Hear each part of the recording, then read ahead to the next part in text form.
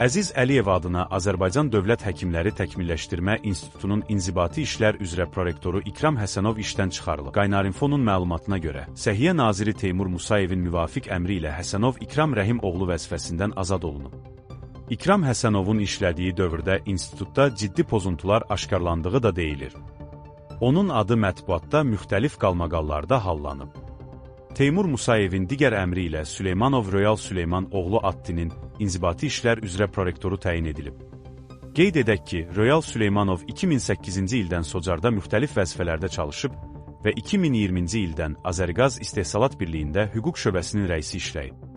Bundan əvvəl institutda Adilə Cəlal qızı Rzayeva Azərbaycan Dövlət Həkimləri Təkmilləşdirmə İnstitutunun təlim-tərbiyə işləri üzrə, Rüfət Akif oğlu Hüseynli isə beynəlxalq əlaqələr üzrə prorektor təyin olunub.